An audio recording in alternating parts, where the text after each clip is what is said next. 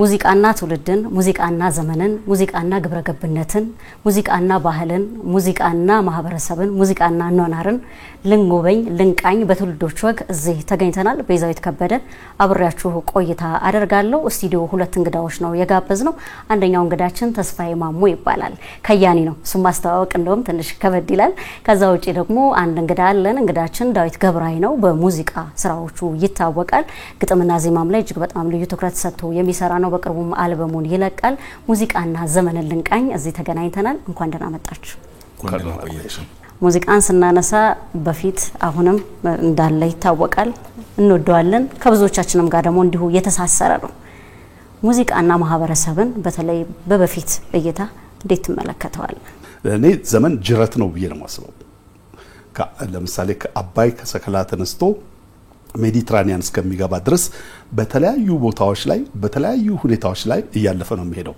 አባይ ሲመነጭም ውሃ ነው ሜዲትራኒያንም ሲገባ ውሃ ነው ስለዚህ በእነዚህ ሂደቶች ውስጥ ያሉ ሰዎች በምን እንዴት ሰከላ አካባቢ አባይና የሰከላ ሰው ባህር ዳር ሲደርስ ባህር ዳር ሰውና አባይ ጉባጋ ሲደርስ አሁን መሐል ላይ ያሉትን አልፈናቸው እንሄድ ሜርዌይ ታች ግብጽ መዳረሻ ላይ ሲሄድ ያሉ ሰዎች ሜዲትራኒያን ሲገባ እዛ ጋር ያሉ ስንልቦና ጠቅላላ የተለያየ ነው የሚሆነው ምክንያቱም ኢኮኖሚው የተለየ ነው ማህበራዊ ስነልቦናው የተለየ ነው ትውፊትና ታሪኩ የተለየ ነው ስለዚህ ትርጓሜውም ሐሳቡም መጠበቡም እንደየቦታው እንደየሁኔታው ክላይሜቱ ሳይቀር አልቲቲዩዱ ሳይቀር የሰው አስተሳሰብ ላይ የራሱን ተጽዕኖ ስለሚያደርግ ሙዚቃ እንደዚህ እንደ ሙዚቃም ኪነጥበብም እንደ ጅረት ነው በየሄደበት ቦታ ባለው ዘመን ባለው የኢኮኖሚ የማህበራዊና የፖለቲካ ሁኔታዎች ውስጥ ራሱን እየገለጠ የሚሄድ ነው መልካም ወደ ኋላ እንመለስ ያው ወግ ነው የምናደርገው ምክንያቱም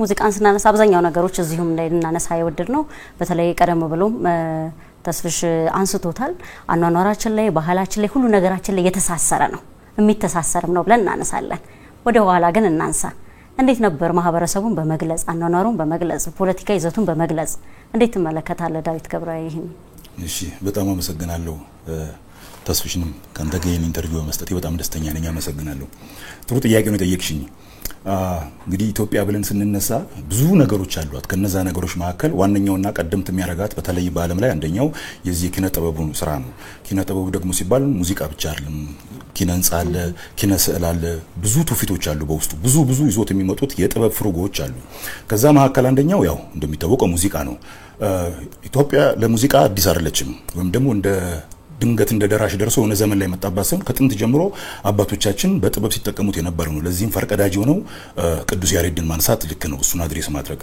በ6ኛው ክፍለ ዘመን የነበረው ቅዱስ ያሬድ እንደሚታወቀው የእሱ ድርሰቶች የቤተ ክርስቲያን መንፈሳዊ ይዘት እንዳላቸው ቢታወቅም ግን አሁን የዘመነ የመጣው አይደል የሴኩላር ሚውዚክ ምንለው ዓለማዊ ስራ ለሱም ትልቅ ግባት ሆኗል እንደዛ የሆነ በዘመን ቅብብል መጥቶ ከዛ ይሄ የክብር ዘበኛ ምን ምንላቸው ጋር እነሱ ከመምጣታችን በፊት በነገስታቱ ዘመን እንዴት ነበር ሲንሸራሸር የነበረው ትውልድ ወይም ደግሞ ዘመን እንዴት ነው መከፋቱን መደሰቱን ሰርጉን ወይም ደግሞ ያለውን ውጊያውን ጦርነቱን ዳር ድንበሩን በማስከበር ሁኔታ ላይ እንዴት ነበር ሲጠቀመው ብሎ ማሰብ እና መጠየቅ ጥሩ ነው ሚገርመው እኔ ካጼ ቴዎድሮስ ዘመን ላይ ብነሳልሽ በጣም የሚገርመኝ ነገር አለ በኢትዮጵያ ሙዚቃ ታሪክ ላይ ትልቅ ሚና የሚጫወት የነበረው ምናልባት በኢትዮጵያ የጥበብ ፍኖት ላይ ይሄን ዜማውን ግጥሙን ስነቃሉን የህዝቡን እንጉርጉሮ ብሶቱን ደስታውን ለረጅም ዘመን ተሸክሞ የመጣው መሰንቆ ነው ለዛም ይመስላል ደጋኑ ጀርባው ጎበጥ ያለው ያንን ኃላፊነት ይዞ ስለመጣ ከዛ በኋላ ምንድን ነበር የሚደረገው የነበረው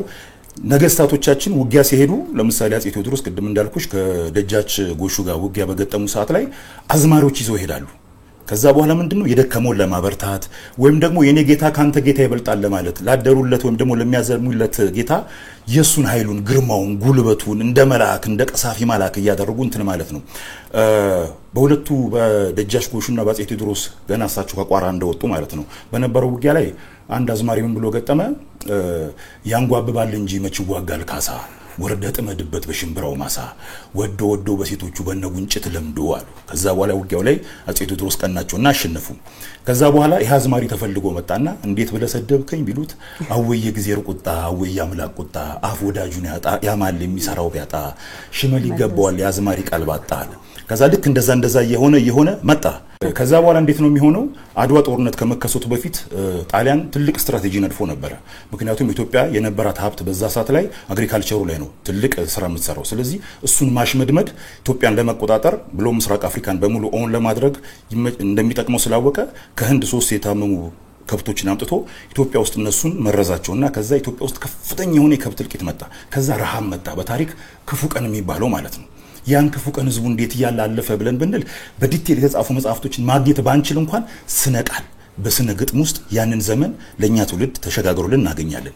ለምሳሌ ምን ይል ነበር በዛ ዘመን ላይ የነበረ አዝማሪ? እኔን ከፋኝ እንጂ ሀገሬን መች ከፋው፣ ግራራ በቀለ ዝሆን የማይገፋው ይላል። ይሄ ምን ማለት ነው? በዛ ሰዓት ላይ አውድማው ራሱ እንዳለ ሙሉ አራሙቻ ምን ማበቀሉን ነው የሚያሳየው። ሳር ምን አበቀለ፣ የሚዘራው አጥቶ ትልልቅ ዛፍ አበቀለ። ከዛ በኋላ ምን አለ መልሶ በሬ እንዳልጠይቅ ሀገርህ ርቆ ያንተን ቀለብ በላው የኔ ቀለብ አልቆ እያለ ውስጡ ብሶቱን ያንን ክፉ ዘመን እንዴት አድርጎ እንደኖረ እንደነበር እንደ ከብት ሳር መብላቱን ያንን ያሳያል። ስለዚህ ብዙ አይነት የህዝብን እንጉርጉር ወይም ደግሞ ብሶቶችን በዛ ያንዳንዱ ዘመን የሚኖረው የራሱ ሚስጥር ይኖረዋል አይደል? ያንን ነገር ያው በስነ ቃል በስነ ግጥም በዜማ እያደረጉ ለትውልድ እየተላለፈ ኢትዮጵያ ሙዚቃ እዚህ ደርሷል ብዬ አስባለሁ። ተስፍሽ ዘመንህን ንገረን። በተለይ ባህልን ታሪክን ከመግለጽ አንፃር በአንተ ዘመን ላይ እንዴት ነበረ? በተለይ ሙዚቃ ዘፈን የምንለው ይዘቱ እንዴት ነበረ? በተለይ ጎላ ብለው የሚታዩ ሀገርን ሐሳብን ከመግለጽ አንፃር ያላቸውን። አሁን ወንድሜ እንዳለው ዘመን ጦሙን አያድርም፣ ዘመን ባዶውን አያድርም። ዘመን የገጠሙትን ነገሮች በሙሉ የሚያስተናግድበት፣ የሚፈታበት፣ የሚለካበት፣ የሚቆርጥበት፣ የሚያስቀምጥበት ስልት አለው። ለነዚህ ዋናው ስልቱ ኪነ ጥበብ ነው። ኪነ ጥበብ ከቤተ ክህነት አሁን ቅድም ያልናቸው በሙሉ ወደ አስተዳደሩ ከመምጣታቸው ወደ ሰራዊቱ ከመምጣታቸው በፊት ማረፊያቸው፣ መኖሪያቸው፣ መደበሪያቸው ቤተ ክህነት ሃይማኖት ውስጥ ነበር። ሃይማኖት ውስጥ በበገና በክራር በመወድስ የነበሩት ነገሮች ልብን የማስረስረስ አቅማቸው ከፍ እያለ ሲሄድ ወደ ባላባቱ፣ ወደ ነገስታቱ፣ ወደ ክለርጂው እየተገፉ የሚሄዱበት ዘመንና እነሱ ማገልገል የሚጀምሩበት ዘመን፣ ማወደስ የሚጀምሩበት ዘመን፣ ከነጠላነት ወደ ቡድን መሳሪያነት አንድ ከመሆን ሁለትም ሶስትም ሆነው በአንድ ወደ ማድረግ ከዚያ ደግሞ ሁኔታዎች ሲፈጠሩ ወደ ጦር ሜዳ መውጣት። ሐሰን አማኑን እኮ ልናነሳ እንችላለን። በጣም ብዙ የሚነሱ በጣም በታሪክ ውስጥ የደመቁ በጣም ትላልቅ ሰዎች አሉ። ይሄ ዘመኑን ነው የሚመስለው። ዘመኑ ሃይማኖትና መንግስት ተሳስረው በነበሩበት ጊዜ ከሃይማኖት የሚፈልቀው ኪነ ጥበብና ሙዚቃ መንግስትን ጭምር እያገለገለ የመጣበት ዘመን ነው። እንግዲህ ይሄ እስከ ንጉሠ ነገስቱ ዘመን ድረስ እንደውም ከንጉሠ ነገስቱ ዘመን በፊት ከአድዋ ላይ ጀምረን ስንመጣ የጣሊያኖች መምጣት ጣሊያኖች ከራሳቸው ጋራ ይዘዋቸው የመጡት የሙዚቃ መሳሪያዎች ኪነ ጥበብን መተርጎሚያ መሳሪያዎች እኛ ላይ እያረፉ እኛም እየፈለግናቸው መምጣት። ለዚህ ነው በንጉሠ ነገስቱ ዘመን ከሀገር ፍቅር ቲያትርን ጨምረሽ አብዛኛዎቹ የሙዚቃ መከወኛ ቦታዎች የነበሩት የጦር ሰራዊቱ ክፍሎች ናቸው። ሙዚቃ የሚደራጀው ኪነ ጥበብ የሚደራጀው ሐሳብ የሚገለጸው በሰራዊቱ በኩል ነው የሆነው። ምክንያቱም የንጉሠ ነገስቱ ዘመን እንደ መንግስት መቆሙን ባረጋገጠበትና ተቋማት በመሰረተበት ጊዜ ከተመሰረታቸው ተቋማት መካከል አንዱ ነው። መንግስትን ማገልገያ ነገሮች ያስፈልጋሉ። የመንግስትን ስሜት የመንግስትን ሁኔታዎች ማሻገሪያ ይፈልጋሉ። እነዚህ ተቋማዊ የሆኑ ናቸው። የዕለት በዕለት ህይወት ውስጥ ስንመጣ ደግሞ ማሰብን የዕለት ህይወታቸው አድርገው የኖሩ ዝም ብለሽ ድንጋይ ብትፈነቂ የኪነ ጥበብ ሰው የምታገኝባቸው ከባቢዎች አሉ። አኗኗራቸው ባህላቸው ፈቅዶላቸው እነዚህ ደግሞ ዕለት እና ህይወትን በስነ ግጥም በሙዚቃ እየተረጎሙ የሚኖሩ የነበሩ ናቸው። ያንተ ዘመን ላልሽኝ የኔ ዘመን የት ጋር እንደነበር አላውቅም። መካከለኛው ዘመን ምክንያቱም አሁን ጥንታዊው መካከለኛውና አሁን ዘመነኛው ዘመን ብለን በሶስት ነው የምንከፍላቸው። እኔ የነበርኩበት ዘመን እንግዲህ 1949 የተወለደ ሰውዬ እስከ 2017 ድረስ ብንለካ 66 67 ዓመት እንለካለን። እኔ የመጣሁበት ዘመን ወይም እኔ በራሴ ሐሳብ ማሰብ የጀመርኩበት ዘመን የአብዮት ዘመን ነው። በንጉሠ ነገስት ዘመን ከነበሩት የጦር ኃይሎቹ የሙዚቃ አደረጃጀት ወደ ቀበሌ ሙዚቃ አደረጃጀት የተወረደበት ሀገር ወረራ ላይ በመተውንበት ጊዜ የእናት ሀገር ጥሪ የሚባል በየሰፈሩ በየአካባቢው በሚደረግበት ጊዜ ሙዚቃም እንዲሁ በየሰፈሩ በየቀበሌው ራሷን ይዛ እየወጣች ሀገር ለመከላከል ሄደችበት ዘመን ነው። አሁን የምንጠራቸው ብዙዎቹን ሙዚቀኞች ብንጠራ እነ ጸጋዬ እሸቱን እነ ነዋይንም ማንንም ብንጠራ እነ ፀሐይን ማን ብንጠራ እየተነሱ እየፈለቁ የመጡት ከከፍተኛ ኪነት አዲስ አበባ ከፍተኛ 15 የነበሩ ከፍተኛ 16 የነበሩ ኪነቶች ውስጥ እየፈለቁ ነው የመጡት ማህበረሰቡን እያገለገሉበት የነበረውን ሶሺዮ ኢኮኖሚክ ሁኔታ ማርካት በሚችል ደረጃ ምክንያቱም የነበርሽበትን ዘመን ነው ትሪት የምታረጊው የነበርሽበትን ዘመን ነው የምትመስዩ የነበርሽበትን ዘመን ነው የምትተረጉሚውና የነበሩበትን ዘመን የሚተረጉሙ አብዛኛው ከአብዮት ጋር የተያያዙ አብዛኛው ከሀገር መከላከል ጋር የተያያዙ አብዛኛው አረንጓዴ ስለሚባል ዘመቻ 1971 ዓመተ ምህረት ላይ ተጀምሮ የነበረው የአረንጓዴ ዘመቻ የሚባል የመሰረተ ትምህርት ማንበብና መጻፍ ዋናው ቁም ነገር ነፃዬ ቢዘፍኑት የመሰረተ ትምህርት ዘመቻ ሲመጣ የእድገት በህብረት ዘመቻ ሲመጣ የሰፈራ መልሶ ማቋቋም ሲመጣ የብሩህ ተስፋ ሸት እነዚህን በሙሉ ብናነሳቸው በየዘመናቱ የየራሳቸው ሙዚቃ የየራሳቸው መገለጫ የየራሳቸው መልክ ነበራቸው ስለዚህ የምናሰምርበት ዋናና ትልቅ ነገር ማንኛውም ኪነ ጥበብና የኪነ ጥበብ ውጤት የአንድን ጊዜ የአንድን ወቅት ማህበራዊ ኢኮኖሚያዊና ባህላዊ መልኮችን የሚገልጽበት ዘመን ነው መልካም ዘመንህን ንገረን በተለይ በዘፈን በሙዚቃ እነዚህ ትውስታዎችም አሉኝ በዘመኔ የምትላቸው አው እኔ በደርግ ዘመን ተወለድኩት ግን ልጅ ነኝ አላስተውሰውም የደርግ ዘመን ግን ያው ከንባብ ከመስማት የራስሽን ደግሞ ምርምር በማድረግ የትላንትናን ዘመን ቀለሙን ምኑን ጠረኑን ምኑን ወዙን ለይተሽ ታውቂዋለሽ እኔ በደንብ ማስተውሰው የ90ዎቹና አሁን እዚህ 2000ዎቹን ነው በዛ ዘመን ላይ ግን ያው የነበሩትን ሰራዎች ያንዳንዱን ስታይ መጀመሪያ አንደኛ ነገር መድሎት ሊኖርሽ ይገባል የነፍስሽ መድሎት ያ መድሎት ምንድነው ከማንነትሽ ጋር ከሀገርሽ ጋር ከትላንት ጋር ከዛሬሽ ጋር ኢቭን ፕሬዲክሽን ነው እኮ የነገም ትንቢት እኮ ነው ከእንደዛ ጋር ነው የምታረጊው ተስፍሽ ሀገር ግንባታ በተለይ ሙዚቃና ሀገር ግንባታ በዘፈኖቻችንም ላይ እንመለከታለን አባይን ማንሳት እንችላለን እንደ ትልቅ አሁን እንደውም በቅርቡ ለሁላችን ደስታ የሆነ ነገርም ሰምተናልና ሙዚቃ ያለው በተለይ ይዘቶቻቸው ሙዚቃ ላይ በዘፈን የሚተላለፉት ይዘቶቻቸው ላይ ከፍተኛ የሆነ ጥንቃቄም ፋይዳም አላቸው ብለን ተስፋ እናደርጋለን ትንበያን ከሀገር ግንባታ ጋር በሙዚቃ ላይ አገናኝታንሳለን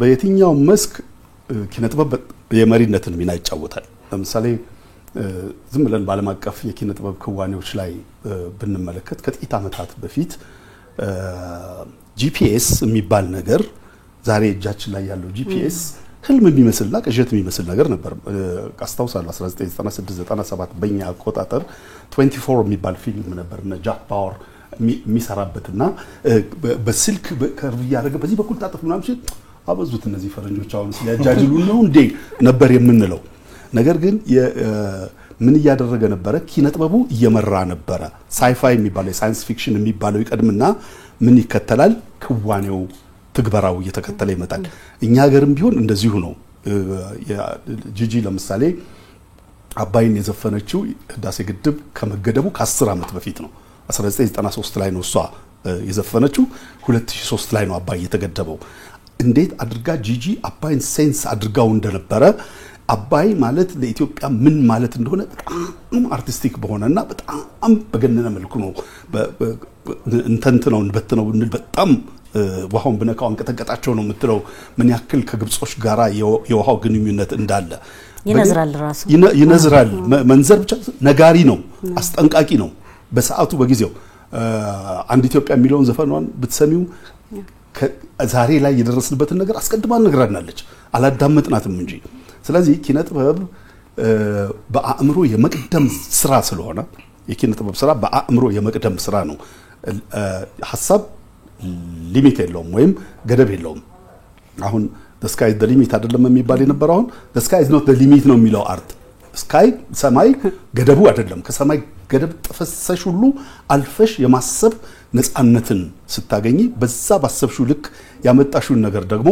ተመራማሪዎችና ሌሎች ሃንድስ ኦን እጃቸው ከቁስ ጋር ወደሚገናኝ ሰዎች ጋር ያርፋል እነሱ ሰዎች ወደ ምን ይተረጉሙታል ወደ ህይወት ወደ እለት ኑሮ ወደ ጠቀሜታ ወደሚበላ ወደሚጠጣ ወደሚለበስ ወደሚነዳ ነገርነት ይቀይሩታል ስለዚህ ኪነ ጥበብ ሁሉ ጊዜ የተንባይነትን ሚና ይጫወታል የማይተነብይ ኪነ ጥበብ የአጂት ፕሮፕ የፕሮፓጋንዳ እና የቅስቀሳ ስራ ነው የሚሰራው ትንበያው ረስማኝ ጥሩ ረስማኝ ድሩ ረስማኝ ጫካው ብሎ ሲናገር የሸተተው ነገር ቢኖር ነው። አድዋ ለ1989 ላይ አድዋ ላይ የተሸነፈው ጣሊያን አርፎ ይተኛል ብለው አርፈው የተኙ ሰዎች የማይጨው ጦርነት እንደሚመጣ የተነበየላቸው ኪነ ጥበቡ ነበር። አዝማሪዎቹ ነበር የሚናገሩት፣ እነ ጣሊቄ ነበሩ የሚናገሩት፣ እና ሰናማኑ ነበሩ የሚናገሩት። ተው ይሉ ነበር። ነገር ግን የሚሰማቸው ስላልነበረ ዝግጅት ሳይደረግ የተዘጋጀው ጣሊያን መጥቶ 5 ዓመትም ቢሆን እንኳን አስቸጋሪ ሁኔታ ሀገር ውስጥ ፈጥሯል። ስለዚህ ይሄ አንድ ነገር ነው። ከቀደመው ዘመን መካከለኛው ዘመንም አሁን ዘመንም ላይ ቢሆን የኪነ ጥበብ ስራዎች አስቀድሞ ነገን ሪፖርታጅ አይደለም፣ ሪፖርት ማድረግ አይደለም። እንዲያውም የኪነ ጥበብ ትልቁ ስራው የማይታየውን ጫፍ በመንካት የማይታየው ጫፍ ላይ ያለው ሁኔታ ማሳየት ነው። ቀድሞ ማሳየት ነው። ምክንያቱም ኢማጂኔሽን ወይም መብሰልሰል ገደብ የለሽ ስለሆነ በማንም የሚታጠር በማንም የሚያዝ ስላልሆነ እሱን የመምጠቅ በሐሳብ በአእምሮ የመምጠቅ አቅምን ተጠቅሞ ነገ ምን ሊሆን ይችላል የሚባለውን ነገሩ አስቀድሞ የማሰብና የመዘጋጀት ነገርን ያስፈልጋል። አሁን የህዳሴ ግድቡ ላይ በተመለከተ እንደዚህ አይነት ነገሮች ናቸው። የዛሬ 10 ዓመት በነበረ አንድ ቃለ መጠይቅ ላይ ቶቶት ላይ የተደረገ ነው አስታውሳለሁና ስለ ግድቡ ስጠየቅ ያልኩት ከ10 ዓመት በኋላ እኔና ባለቤቴ ህዳሴ ግድብ ሄደን እኔ ስዊንጊንግ ቼር ላይ ተቀምጬ መጽሐፌን ሳነብ እሷ ከሀይቁ ውስጥ ተጠምዶ የመጣውን አሳ ጠብሳ ስተበላ ልጆቻችን በሞቶስካፍ ባህሩ ላይ ሲጫወቱ ያልኩት እሱን ኢማጂን ማድረገው አልደረስንበትም። ዛሬ ግን ደርሰንበታል። ስለዚህ ምን ይሰማል? እኔ አሳውንም ሄጄ በላኝ፣ አሳውንም በላኝ። ያሰብኩትን ነገር በዛ ጊዜ የተመኘሁትን ነገር ዛሬ ላይ ማየት ችያለሁ። ስለዚህ የኪነ ጥበብ ሰው ስትሆኚ የሚሰጥሽ እድል ይሄንን ነው። ከዛሬ ላይ ሆነሽ ነገን አስቀድመሽ እንድታይ፣ ነገን ፕሪዲክት እንድታደርጊ ይሄ ነው የሚጠቅመው። ሰው በእለት ኑሮ በእለት ህይወቱ በተጠመደበት ጊዜ ከሩቲኑ ወጥቶ ሌላ ብርሃን፣ ሌላ ቦታ፣ ሌላ ጫፍ እንዳለ ማሳየት ነው። እንደውም ሲዘር ኤክሩዝ የሚባል የሜክሲኮ ገጣሚ the role of art በሚል ቦታው ላይ የኪነ ጥበብ ድርሻ የረጋውን መነቅነቅ አለቅጥ የወበራውን ደግሞ ማርጋት ነው የሚለው። በቃ ልዩነት ለውጥ ማምጣት ነው። ይሄ በጣም አለቅጥ ማህበረሰብ ሲረጋ ነቅነቅ አርጎ ማህበረሰብ እንዲነቃነቅና ያላያቸውን ያደጋ ጫፎች እንዲያይ ማድረግ። አለቅጥ ደግሞ በጣም የተረበሸና አለቅጥ የተናወጠ እንደሆነ ግድ የለም ይነጋል። ከተነወጠው ጋር አብሮ መነወጥ አይደለም የኪነ ጥበብ ስራ። በጣም በተነወጠበትና በጣም በተነቀነቀበት ጊዜ ግድ የለም ይሄ ያልፋል፣ አርግተህ አሳልፈው። አንድ ምስል አለች።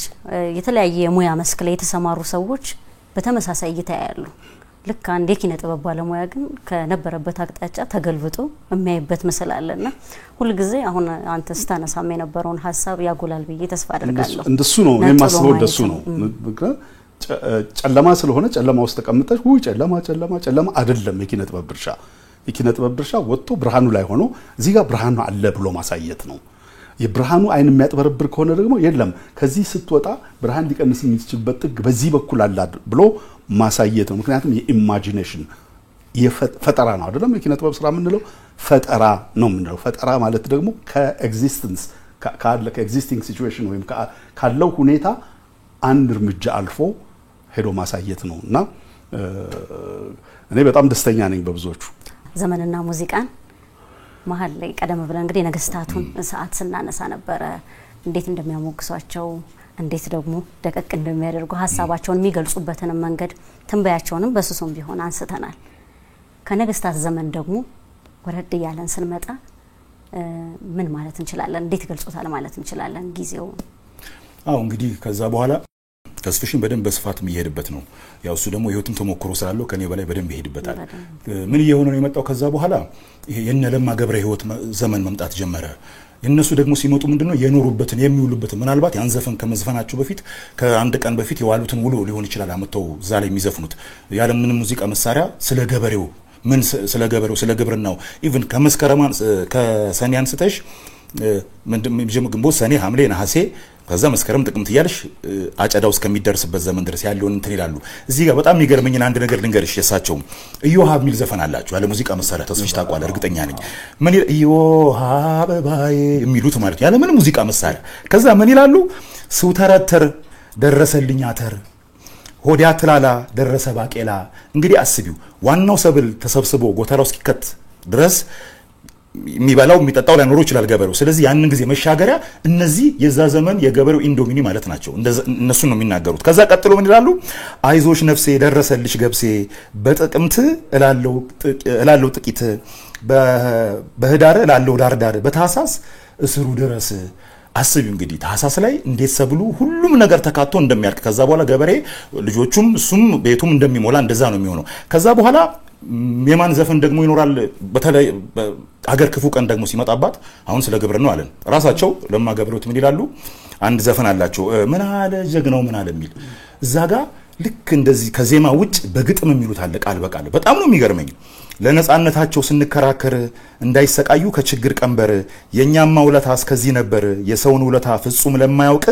ለብለበው አቃጥለው ጥምጥሙ እስኪወልቅ ይላሉ እና ይሄ እንግዲህ ማለት ነው በታሪክ የምናውቀው ያው አራሽም ተኳሽም ማለት ነው ልክ እንደዛ ማለት ነው ከዛ ያንን ዘመን በዜማ በግጥማቸው እንደዛ ያያለው ሀገር እንዳር ድንበሯን የማህበረሰቡን እሁድ ማለት እንችላለን እሱን ሁሉ ነገር ኢኮኖሚያን ባላንስ ያደረጉ ለቀጣዩ ትውልድ አስተላልፈዋል ከዛ በኋላ ግን ማን ነው ምንነው የነጌታ መሳይ አበበ የነሱም ዘመን ይመጣል የሽምብራው ጥርጥር ጌታ መሳይ አበበ የሽምብራው ጥርጥር የዛፎቹ ፍሬ ትሚትም ዞሬ ትዛለኛ ሀገር ይላል ከዛ በኋላ አንድ ሰው ኢትዮጵያዊ ሆኖ ተወልዶ ሲያድግ ምን እንደሚመስል እዚህ ዘመን ላይ ሆነሽ ለማየት ከፈለግሽ የትኛውን መጽሐፍ ማገላበጥ አያስፈልግሽም ተዛለኝ ይያል በቃ ያንን በአራት ደቂቃ ክሽን ያለች ሙዚቃ ስትሰሚ የትላንቷ ኢትዮጵያ ጠንቅቀሽ ታውቂያለሽ ከዛ በኋላ ግን አሁን ትውልድና ዜማና ስነ ምግባር የሚለው አይደለም መንገዳችን አንዲት ነገር ከፈቀድሽልኝ እዚህ ጋር ጠቆም ማድረግ ባልፍ ደስ ይለኛል ማለት ተናግሬ ባልፍ ኢትዮጵያ ሙዚቃ ውስጥ በጣም ነፍሴን ሰጥቼ ከመወዳቸው ሰዎች መካከል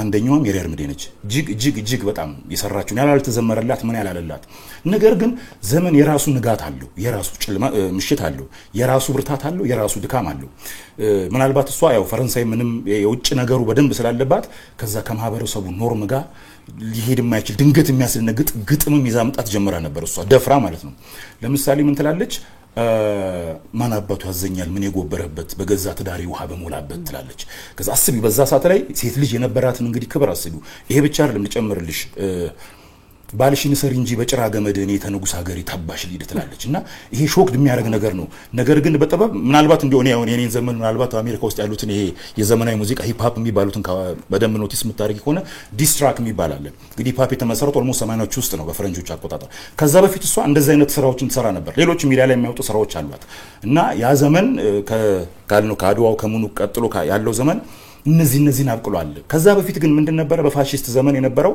አዝማሪዎች በስነ ምግባር ደረጃ ምን ያደረጉ ነበር ብለሽ ካልሽኝ ህዝቡን ዌክ አፕ አላርም የሆኑ ዘንድ ብዙ ነገር ይናገሩ ነበር ለምሳሌ ምን ይሉ ነበር ከሚናገሩት ግጥሞችና ዜማዎች መካከል አውራ ጎዳና ላይ ዳቦ እየገመጡ ቤተክርስቲያን ገብተው ትንባው እየጠጡ እንዲነው ወይ ጣሊያን አልጋ ላይ ሲወጡ ይላሉ ከዛ ይሄ ከኢትዮጵያዊ ስነ ምግባር ጋር ፈጽሞ ሊሄድ አይችልም እንኳን ሊገዛ እንዳታስበው ይያሉት ነውና ለህዝቡም እንደዛ ያያረገ ነው ይሄን የሰማ ፋሺስት ምን አደረገ ብዙ አዝማሪዎች ረሽኗል መስንቆቻቸውን እንደ መሳሪያ እንደ ጦር መሳሪያ ሰብስቦ አስቀምጦ አንድ አዝማሪ እንዳላይ ብሎ ነበር ይሄንን ሚስ ሲልቪያ ፓርክረስት በስፋት ጽፋዋለች የሚገርምሽ አንድ ጎንደር ውስጥ የነበረ ነው አንድ የፋሺስት ገዢ ነውና በበቅሎ ተቀምጦ ሲሄድ ምን አለው አንዱ አዝማሪ በቃ ነሸጠውና መስንቆን ብድግ አድርጎ አልቻለም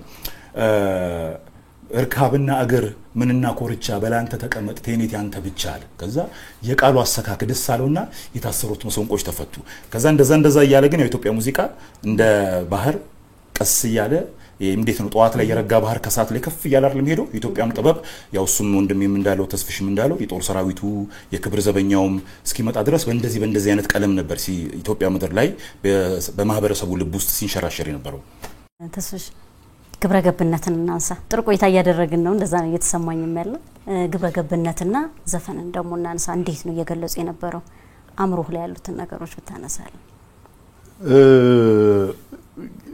ግብረ ገብ የሃይማኖታዊ አስተምህሮ ማህበራዊ አስተምህሮት ነው ግብረ ገብ የማንኛውም ቁሳዊ አካል የማንኛውም ህይወት መገለጫ አካል ነው ምክንያቱም አንድ ሰው ከቤቱ ተነስቶ ምንድነው የሚባለው ብዙ ጊዜ ሰዎች ቲያትር እየሰሩ ነው የሚኖሩት ይባላል ሰዎች እውነተኛ ሰው የሚሆኑት 4 በ4 የሆነች ቤታቸው ውስጥ ዘግተው ሲቀመጡ ብቻ ነው። ከዛች ውጭ ባለችው ግንኙነታቸው ውስጥ ግን ቲያትር እየሰሩ ነው የሚባለው። ምክንያቱም አለባበሳቸውን፣ ሰላምታ አሰጣጣቸውን ሁሉ ወስነው ነው የሚወጡት። ግብረገብ እዚህ ጋር ነው የሚመጣው። ከቤትሽ ስትወጪ ቤትሽ ውስጥ የሚደረግና የማይደረግ ነገር፣ ከቤት ውጭ የሚደረግና የማይደረግ ነገሮችን ለክተሽ ሚዛን ላይ የምታስቀምጭበትና የምትተገብሪበት መንገድ ነው ግብረገብ። ስለዚህ ግብረገብን እንደማንኛውም እንግዲህ አትስረቅ፣ ቀጠሮ አክብር፣ በጊዜ ተገኝ፣ ታላቅህን አክብር ምናምን የመሳሰሉትና ሐሳቦች ሙዚቃ ውስጥ የምትሰሚው ኪነ ጥበብ ውስጥ የምትሰሚው ግብረገብን እያስተማረ ነው። ግብረገብ ሙዚቃ ሐሳብ ስላለው ሐሳቦቹ ውስጥ ሰውነትን የማገልገል ይሄ ሂዩማኒቲ የምትዩን ነገር ሰውነትን የማገልገል ስለሆነ ሰውነትን አገልግል የተፈጠርከው ሰውነትን ልታገለግል ነው የሚል ሐሳቦች ስለሚኖሩት የሞራል አስተምህሮቱ በዛው ልክ ነው የሚመጣው። በርካታ ሙዚቃዎች እየተሰሩ ነው፣ በርካታ ዘፈኖች እየተሰሩ ነው። ማህበረሰብን ከመገንባት አንፃር ያላቸው ሚናና አሁን ላይ ያለውን ነገር እንዴት ተመለከተዋል? የድሮ ዘፈኖች ማህበረሰብን ይቀርጻሉ፣ ማህበረሰብን ይገራሉ፣ ማህበረሰብን ማፈር ያለበት ቦታ ላይ እንዲያፍር፣ መደንገጥ ያለበት ቦታ ላይ እንዲደነግጥ ያደርጋሉ። ይሄን በድፍረት የምናገረው ናቸው እነዚህ እና ኢቭን ኃላፊነት ተሸካሚዎች ናቸው የድሮ ዘፈን። አሁን ለምሳሌ የነ ተዘራ ለሚካኤልን ዘፈን ከሰማሽ ተረኛ ነኝና እንዳትሸበሪ ስለይሽ አዝናለሁ አለማዘናደሪ፣ ይሄ ሰው በዛ ላይ በመናቡ ያስቀምጦ ባለ ትዳር ነው እና ዛሬ ግን አልችልም ካንቺ ጋር ላድር ተረኝ ምንድነው ዛሬ ግን ደሪ ከልጆችሽ ጋራ ታውቂያለሽ ስራ ብቻ አልቀርም ከስራ ነው የሚል ነገር ነው ያለው እና ይሄ የማህበረሰቡን ተራ ንግግር የሚመስሉ ወይም ደግሞ ዘፈን ሊሆኑ የማይችሉ የሚመስሉ ነገሮች አንስተው እዛ ላይ ህይወት ሰጥቷቸው እስከ ትውልድ እንዲሻገር ያደርጋሉ።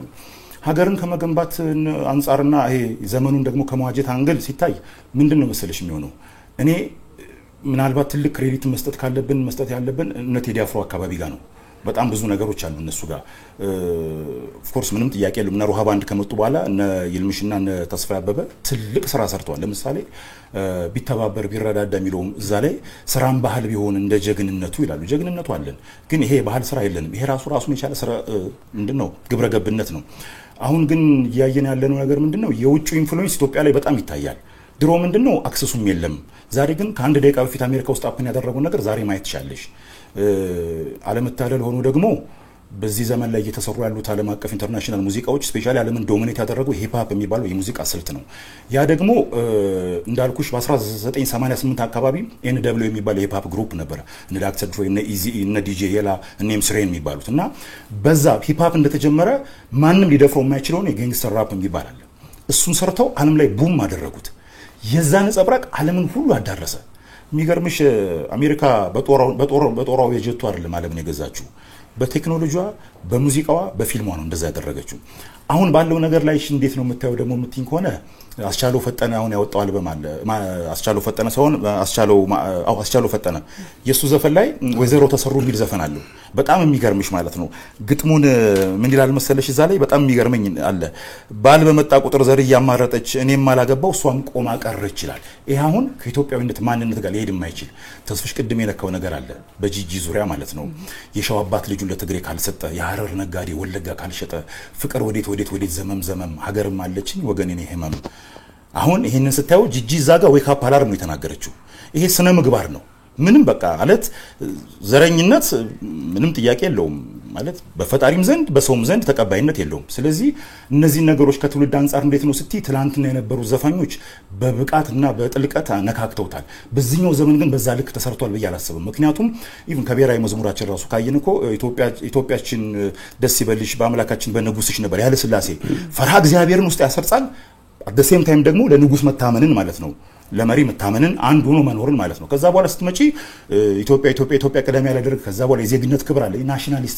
ናሽናሊዝም የምትይው ነገር ተሰነጣጥቆ ትራይባሊዝም ነው እየገነገነ የመጣው። ስለዚህ በዚህ መሐከል ላይ አንዱና ከባዱ ትልቅ ፈተና የሆነው ምንድነው እንደ ሀገር የመቆም ራሱ አደጋ አለብን። እንደዛ ምልሽ ምንድነው በስነ ልቦና። ስለዚህ ተነስቶ የአንዱን ሀገር ባህል ያንጓጥጣ ይላሽሟጥጣል። ሶሻል ሚዲያ የምታዩ እንደዚህ ነው። ይሄ ከግብረ ገብ አንግል እንድታዩልሽ ስትዩ እጅግ የጠረጴዛው ጫፍ ላይ እንደተቀመጠ እንደ በርጭቆ ነው ማስበው ነው። አመሰግናለሁ። መልካም። በየዘመናቱ በየጊዜያቱ የተሰሩ ሙዚቃዎች አሉ። አሁንም ታዳምጣለህ ሙዚቃ? አሁን ላይ ዘፈኖችን ታዳምጣለህ? እንደምታዳምጣ በማህበራዊ ድረገጽ ላይ ስትጽፋቸው የጎረምሶች አባት ነኝ። ስለዚህ ልጆቼ የሚያዳምጣለሁ። እኔ ዲታችመንት ወይም መነጠል የሚባል ነገር የለም። አንደኛው ከአንደኛው ጋር እየተቀባበለ አንዱ ከአንዱ ጋር እየተሳሰረ ነው የሚመጣው። እኔ ትላንትናው ትውልድ ውስጥ ስለነበርኩኝ የትላንትና ትውልድ በኔ ውስጥ አልፎ በልጆቼ ውስጥ አልፎ ዛሬ ላይ ነው የደረሰው። ሙዚቃውም እንደዚሁ ነው። የተነጠለ የተገነጠለ የሚባል ነገር የለም።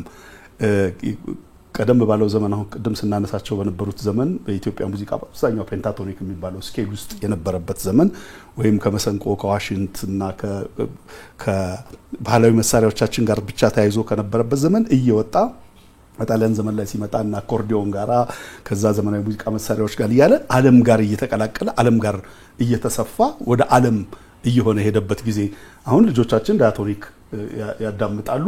እነሱ ያዳምጡ፣ አብረን እናዳምጣለን። የምናዳምጥበት ምክንያት እነሱ የዓለም ስለሆኑ የዓለምን ስለሚቀበሉ የዓለምን እንድንቀበል ስለሚያደርጉን ነው። እኛ ጊዜ የነበረው አብዛኛው ነገር ዓለም በጣም ሩቅ ስለነበር ከዚህ ስለ አሜሪካ ለማሰብ ስለ ጀርመን ስለማም ለማሰብ ሩቅ ነው የነበረው። አሁን ስለነዛ ለማሰብ ሩቅ አይደለም። የትኛውም ቦታ የትኛውም ጊዜ ላይ ሆነሽ ስለ የትኛውም ሀገር ማሰብ መመሰጥ ትችላለሽ። በሙዚቃውም እንዲሁ እኔ አስታውሳለሁኝ ሲኒማ ኢትዮጵያ አጠገብ አንድ ሙዚቃ ቤት ነበር ካሴት የሚሸጥ ልጅና እና አምባሰል ሙዚቃ ቤት የፈረንጅ ካሴት የውጭ ሀገር ዘፈኖችን ካሴት እና ቦኒየምን ካሴቶች ለመግዛት የምናየው የነበረ መከራ ለማግኘት አሁን ማንኛውንም ሙዚቃ ብትፈልጊ ማንኛውንም ነገር ብትፈልጊ በጣም ባጭር ጊዜ ውስጥ ዳላስ ሙዚቃ ቢባል አንድ አጭር ቀይ ነበር ወዳታችን ከዳላስ ሙዚቃ ቢሉ ነገር አለ። የህንድ ሙዚቃ ቢሉ የእንግሊዝኛ ሙዚቃ ይሄ በኋላ ነው የመጣው። በደርግ ጊዜ ደግሞ በዘመዶች ከውጭ ሀገር ካሴት ልከውልህ በድብቅ ተለክተው የምታዳምጥበት ጊዜ የማይገባበት ጊዜ ነበር። ስለዚህ የምንሰማው የራሳችን ብቻ እዚሁ ጠባቡ ዓለም ውስጥ ነው የነበርነው። አሁን ዓለም ሰፊ ነው። ሪትም ደግሞ ወደሽ አይደለም የምታስገቢው። ሙዚቃ በድግግሞሽ ሂደት ውስጥ ያንቺ የሆነ የሚመጣበት እድል አለ። ጋሽመራዊ አንድ ጊዜ ምንድነው የሚል የነበረው የኛ ሙዚቃ ለእምብርት የተሰራ ነው ይላል። የኛ ዋሽንት ሲነፋ ወይ መሰንቆ ሲመታ ትር የሚል ስሜት እምብርት ላይ እንዲሰማ አድርጎ ነው የኛ ፔንታቶኒክ። ልጆቻችን አውሮፓ ሄደው ተምረው ሲመጡና ዳያቶኒኩን ተምረው ሲመጡ ወደ ጆሮ ሄደ ወደ ጆሮ ከፍ አለ ይላሉና እኔ የተሳሰርኩ ነኝ ከዚህኛው ዘመን ጋር። ምክንያቱም ልጆቼ ሙዚቃ ይሰማሉ፣ ልጆቼ የሚሰሙት ሙዚቃ እሰማለሁ በሁለት ምክንያት።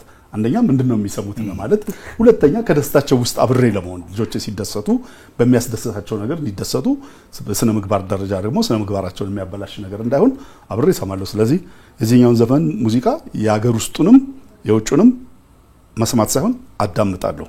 ሁለተኛም ስራዬም ስለሆነ ሬዲዮ ፕሮግራም ስለማዘጋጅ መጋበዘው የድሮ ሙዚቃ ብቻ ሳይሆን ያሁንም ሙዚቃዎችን ጭምር አሁን የረዴት ሙልጌታ በቀደም ውዴ አብዱኪያር የሰራለት ሙዚቃ በነፍሴ ነው የምወደው። ስፖርት ሰራ እንደውም ኤሮቢክስ ምሰራበት ሙዚቃ አድርጌ ሁሉ ነው የምጠቀምበት። ያዳዲሶቹ ልጆች ሙዚቃዎችን በብዛት ሰማለሁ። መልካም። ምን ይሰማሃል? በተለይ ሀገር ከመገንባት አንፃር ያለውን እንድናነሳ ነው። ያው በማህበራዊ ድረገጾችም ላይ ስጽፋ ያለሁኝ ሬዲዮንም ስለመከታተል እሳቤህን ለመስማት ነው። ይኸውልሽ አንድ ነገር ለአንድ ቦታ ወይም ለአንድ ሁኔታ እንዲሆን ብለሽ የምትሽኙ አይደለም። ልጆቹ በሚመሰጡበት ልክ ምን ያህል እንዲመሰጡ አድርገናቸዋል ነው። ምን ያህል በሁኔታው እነሱ ውስጥ እንዲገባ አድርገናቸዋል ነው። አንድ ነገር ከገባሽ ውስጥሽ ከገባ ስለሱ ነገር ማሰብሽን አታቆሚም።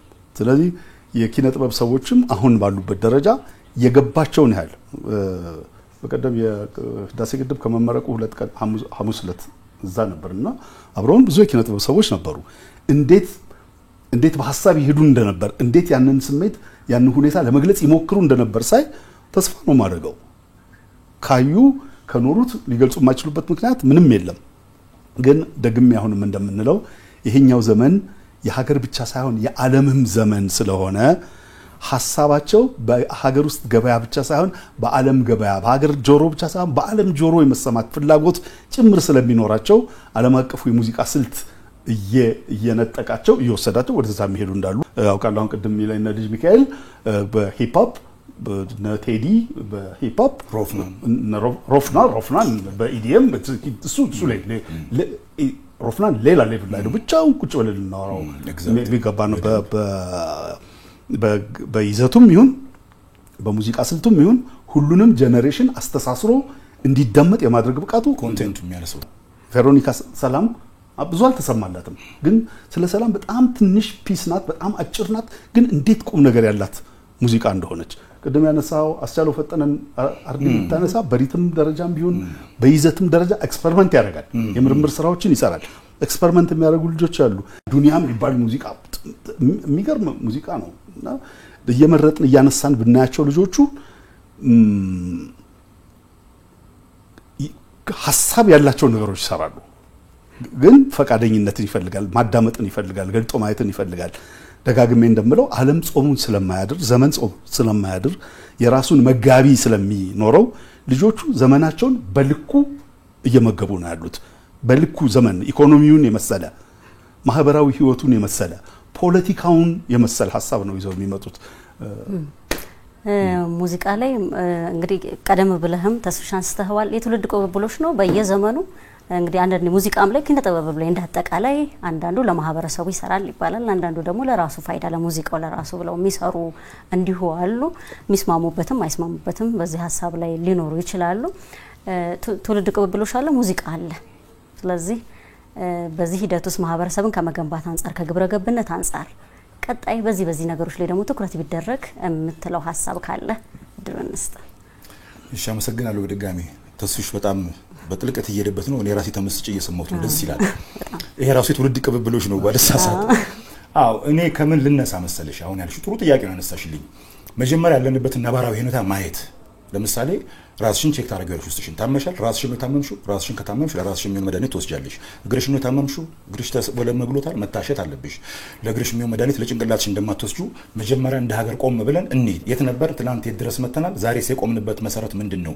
ነገስ ወዴት ሊያሻግረን ይችላል እስከዛሬ የመጣንበት ነገር እንዴት ነው ወደፊት ያዘልቀናል ወይ የሚለው ነገር ማየት ተገቢ ነው እኔ በዚህ ስራ ላይ ቴዲ አፍሮን በጣም ማደንቅለትና በጣም የሚገርመኝ አንድ ግጥም አለ ዳህላክ ላይ የሚለው በሀገር ግንባታም ስላልሽ ነው ተዘካለሽ ኢትዮጵያና ኤርትራ የተለያዩበት ሰዓት ላይ ነው ይሄን ዘፈን ይሰራው አንድ ግጥም አለው እዛ ላይ በጣም የሚገርመኝ ቂማውቁ ልቡን ባይረዳም እስከሚደርስ ፍሬያችን ላዳም ካስተማርሹ ፍቅርን በጊዜ አይሻለው ወይ በሱ ጊዜ በቃ እንግዲህ እሱ የሰጠን እዚህ ጋር ያስቀመጠልን ምንድነው ከባለቤቱ ጋር የተለያየ ነው ልጅ ይዛ እየሄደች ነው ስለዚህ በዚህ ዘመን እንኳን ባይሆን ልጅሽ እስኪያድግ ድረስ ፍቅርን አንድነትን ማንነትን ስበኪው ያ ልጅ ማን ያውቃል ነገ አድጎ ንጉስ ሊሆን ይችላል ሀገር ሊመራ ይችላል በሱ ዘመን ሀገር አንዱና ላይሽ ይችላል ነው ይሄ አሁን በስነ ስርዓት ነገን የሚጠቁም ነው ከዚያን ግን በጣም ብዙ ደስ የሚሉ ነገሮችን ባለፈው ጄነሬሽንም አይተናል ቴዲ አፍሮ ያለፈው ጄነሬሽን ባይሆንም ማለት ነው አሁንም ደግሞ ያለው ትውልድ ምንድነው እንደ ሀገር መጀመሪያ ይሄ ትራይባሊዝሙን ትንሽ እሱ ላይ ምንም ጥያቄ የለውም ሰው ወጣበትን ማንነት ሊወድ ግድ ነው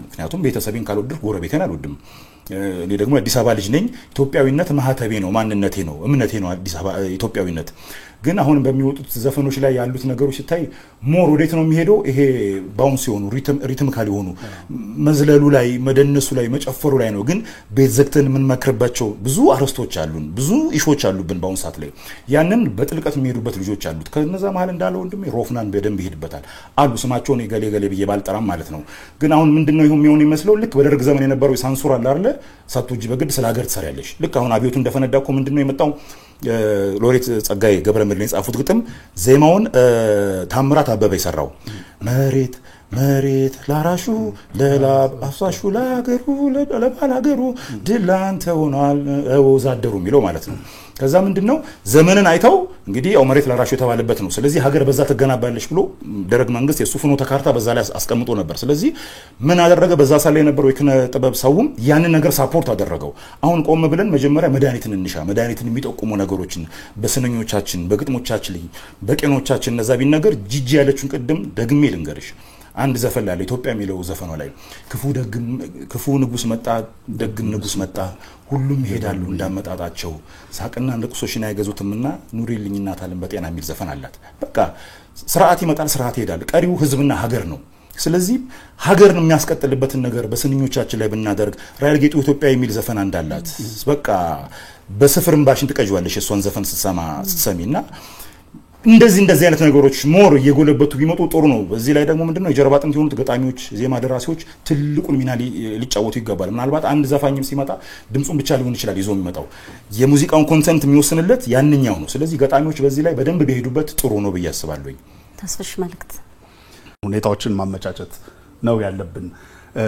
እንዲያይ ወደ ራሱ እንዲውጥ የሚያስችሉ ሁኔታዎችን ማመቻቸት ነው ያለብን። ማምለጥ አይቻልም። አሁን በምንም ተአምር ከዓለም ከዲጂታል ዓለሙ በምንም መንገድ በኢንች ማምለጥ አይቻልም። መቀበል ማወቅ አለብን። ምንድነው የሚቀድመው? ማወቅ አውቀን ያባወቅነው ልክ የሚሆኑ ሐሳቦችን መስራት ነው። በሱ ልክ ካላደረግነው አሁን እንደገና ወደ ኋላ ወስደነው በአኮርዲዮን ሰርተ ምናምን ብንል አይመጣም። ሊመጣ አይችልም። ሊመጣ የሚችለው ዘመኑ በተለካበት ዘመኑ በተሰራበት ፎርሜሽን ልክ ነው። ማህበረሰቡ ያለበት ደረጃ ዲጂታል ዘመን ነው። ለዲጂታል ዘመኑ የሚመጥን መሆን አለበት። ከኋላ ያለውን ወደፊት ታመጣዋለህ እንጂ ከፊት ያልመጣው ወደ ኋላ አትወስደውም። በምንም መንገድ ትላንትና ይሄን ጫማ ካደረክ በኋላ ሌላ ከዚህ ጫማ ያነሰ ጫማ አታረግም ተገደም ቢሆን። ስለዚህ ለዘመኑ ልክ የሚሆኑ ነገሮችን መስራትና ማሰብ ያስፈልጋል። የተለየ ተሰጥኦ ያላቸው ልጆች ስናይ ተሰጥቷቸውን ይበልጥ ናፋቂ ሆኖ በረው ጠፍተው ከምሳይሄዱብን በፊት ይሄ ታለንት ሃንቲንግ የሚባል አለ። እሱን አይቶ ልጆቹን መንገዳቸውን መክፈት። አሁን ቅርብ ጊዜ እየተሰራ ያለው አእምሯቸው ከፍ ያለ ልጆችን በዚህ በኮዲንግ ምናምን የማሰልጠን ነገሮች እንደሱ አይነት ነገር ማድረግ ነው። በኮዲንግ ካሰለጠንከው ኮደር ይሆናል፣ ዘመኑን የሚኖርበት ይሆናል እንጂ አይናፍቅም፣ ጥሎ አይሄድም። በሙዚቃውም በኪነ ጥበቡም ረገድ ከፍ ያለ የአእምሮ አብርሆት ያላቸው ኢንላይትድ የሆኑትን እየመረጡ እንዲያዩ ማድረግ፣ ያዩትን እንዲመጥኑ እንዲሆኑ ማድረግ እጅግ በጣም ያስፈልጋል። እኔ እንደዚህ ነው የማስበው። ምክንያቱም ዘመኑ ወደ ኋላ አይቆጠጥም፣ አድቫንስ ያደርጋል። እንደ ወንዝ ነው ያልኩት፣ እንደሱ ነው። ወንዝ ይሄዳል እንጂ አይቆምም። ስለዚህ ቅብብሎሹን ጠብቆ ቀጣዩነቱን ደግሞ በተሻለ መንገድ ለማስቀጠል መጣራ እንደሱ ያስፈልጋል ባይኔ። ስለነበረን ቆይታ እጅግ በጣም ነው የምናመሰግነው። እንግዲህ በርካታ ነጥቦች ነው ያነሳ ነው። በዚህ ላይ አሁንም ነገም ከነጎዲያም ደግሞ ይቀጥላል። ትውልድ በቅብብሎሽ ነው የሚገነባው ብለን ነው እኛም የምናምነው። ተስፋዬ ማሙ ከያኒ ነው። ዛሬ ደግሞ በዚህ ጉዳይ ላይ የተገናኘ ነው።